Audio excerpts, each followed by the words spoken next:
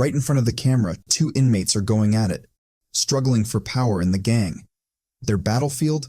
A pretty old-school face-off, a knife duel. The winner gets to climb up the gang ladder, replacing the other. And it's not just these two. Clashes like these aren't rare here. Every man is armed with a blade. Every man carries his fair share of scars. It's kind of the norm for guys here to have lost an eye or a couple of fingers in these battles.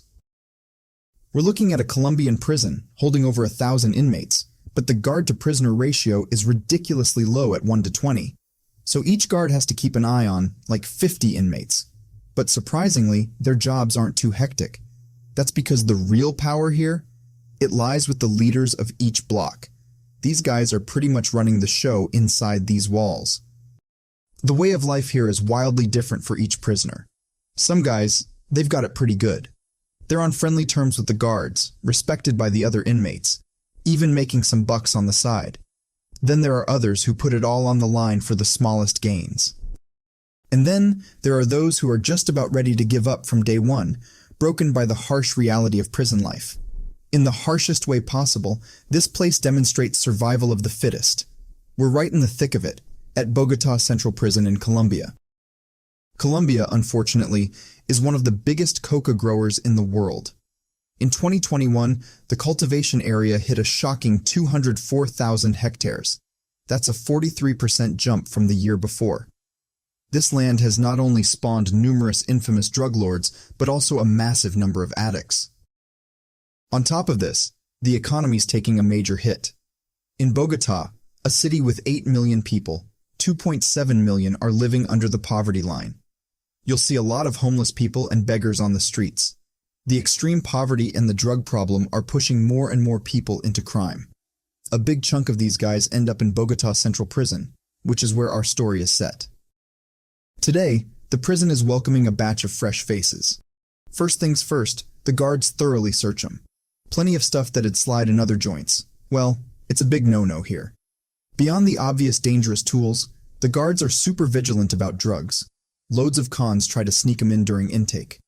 Back in the day, the most popular method was stashing the goods inside their bodies, but with better security tech, their success rates have hit rock bottom. Once the guards are sure the newcomers are clean, they start the check-in process.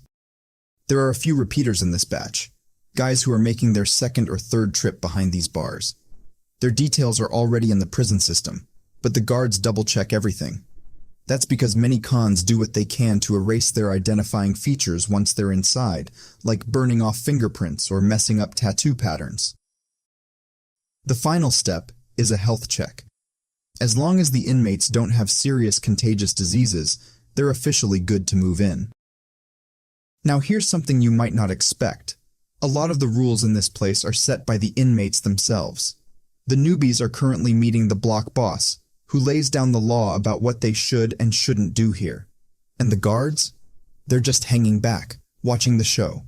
It's business as usual for them. They keep their distance mainly because they're seriously understaffed. After all, Bogotá Central Prison holds over 1,000 cons, but there are only around 80 guards on duty each day. Despite dividing inmates into 6 different blocks based on the severity of their crimes, things can still get chaotic. Eventually, the prison changed tactics, choosing to strike a sort of unspoken agreement with the block bosses. The deal? As long as there's no killing or jailbreaking, the prison generally stays out of the cons' business. However, when it comes to big stuff, the bosses have to fall in line with the prison. This model of delegating power doesn't just take the pressure off the guards, it also earns them a fair share of bribes from the inmates. And the top dogs? They work extra hard to maintain their status and keep the others in check. Moreover, these bosses monopolize all trade inside, especially drugs. 'Cause here in Bogotá Central Prison, at least 70% of the inmates are junkies. Whoever controls the drugs, they're practically God in here. After that little pep talk, the new guys are finally allowed to settle into their cells. The prison's layout includes 6 cell blocks, an administrative center, and a multi-purpose building. Each block is built around an open square, the only public area where inmates can enjoy some outdoor time. Surrounding this square are the cells, where cons are cooped up from 5 in the afternoon until 5 the next morning, a full 12 hours. Each cell is pretty cramped, barely enough room for 4 guys. Apart from a combo sink toilet and 4 concrete bunks, there ain't much else. There's no air conditioning, no fan, and given our location near the equator, it's sweltering most of the year. Especially at night, when 4 guys are all packed in, doing their business. It's pretty rough to even think about. Even though living conditions are rough, some guys still manage to make their time here a bit more bearable. This guy here, Fernando, a 25-year-old man, has been serving his sentence in Bogotá for 6 years. Don't let the glasses fool you. He may look soft-spoken, but he's as tough as they come. Not only did he paralyze the former block boss, but he also roped in a bunch of guys to form the most powerful gang in Block 5. Now Fernando's got a monopoly on drug supplies in the joint. If anyone wants their fix, they gotta go through him. He's essentially become the prison's new executive manager. Besides being tough, Fernando's got quite the entrepreneurial spirit. Prison rules dictate that all inmates must leave their cells starting at 5 each day, not to return for another 12 hours. So, Fernando uses these windows of time to frequent the cells. His backpack is usually packed with drugs, a casual stroll around the block, and he's made a pretty penny. However, most of it goes to bribing the guards. Fernando knows the score. Without their support, no matter how tough he is, he wouldn't be running the show. Keeping the guards sweet is one thing, but managing over 100 inmates is another beast entirely. Apart from recruiting a solid crew, Fernando's cooked up a clever rule. If any inmate can beat one of his crew members, they get to join his gang.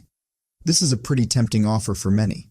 After all, joining means no more protection fees, getting in on Fernando's good food and drinks, and the best part, cheap drugs. But winning ain't easy, and it might even be deadly. One guy lost an eye to one of Fernando's crew because of a simple mistake. He's lucky to be alive. Of course, Fernando ain't the only boss in town, and he's run into some trouble lately. He hiked up the protection fees for the inmates, which led to a bunch of them ratting him out.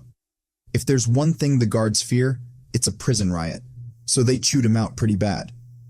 Fernando, his pride wounded, immediately gathered all the inmates and warned them not to challenge his authority. He promised the snitch wouldn't live to see the sunrise. Looks like he's got them scared. Another big fish in the prison is Suleiman from Block 2. He's 8 years into a 19-year stretch for armed robbery. The inmates in Block 2 are a bit more dangerous than in 5, mostly gang members or those serving serious sentences. Suleiman has earned his reputation through sheer grit and his fists, carrying countless scars to prove it. Even though Suleiman's carved out his own power base, there are plenty of heavy hitters in Block 2. They're always sizing each other up, plotting to take each other down and move up the ranks. Unafraid of the camera, Suleiman boldly claims he's plotting a big move that will net him at least $2 million before he gets out. Whether he's shooting the breeze or not, the guards sure aren't laughing. They warn Suleiman not to step out of line, or he'll spend the rest of his days in solitary. Fernando and Suleiman may represent the apex of the prison hierarchy, but the story of the man we're about to meet is what most ordinary inmates experience. The horror of life in Bogotá's prison in Colombia is beyond imagination. Meet Cassius, the young man pressed tightly against the iron bars. On his first day in, fellow inmates robbed him to score some drug money. At night, things get even more chaotic. Inmates openly use drugs in their cells, hollering wildly in their intoxicated states. What truly shakes Cassius is when they lay hands on him and insist on playing some brutal games. After 2 weeks of this, he's not sleeping, constantly scared, and on the brink of mental collapse. There were numerous times when Cassius considered ending it all, but was always saved by the few good souls among the inmates. To calm him, the guards had to cuff him to the bars. In front of the camera, Cassius is in tears, recounting the hellish past couple of weeks and demanding to be taken back to his old prison, which by comparison was like heaven. But going back isn't an option. The guards promise, however, to do their best to help Cassius. Cases like Cassius are commonplace in Bogotá's prison. To prevent fatalities, guards resort to the occasional beating. They also carry out surprise inspections of the cells, often uncovering homemade knives and large quantities of drugs. The guards know this incurs the ire of the big bosses, but it has to be done. In their eyes, these bosses are merely puppets propped up by the guards themselves, replaceable at any moment. However, having such competent managers like Fernando and Suleiman does make their job somewhat easier. That brings us to the end of today's video. What do you think about this system where inmates manage other inmates? Is it fair? Leave your thoughts in the comments. The world is vast with stories galore. Hit subscribe, tomorrow there's more.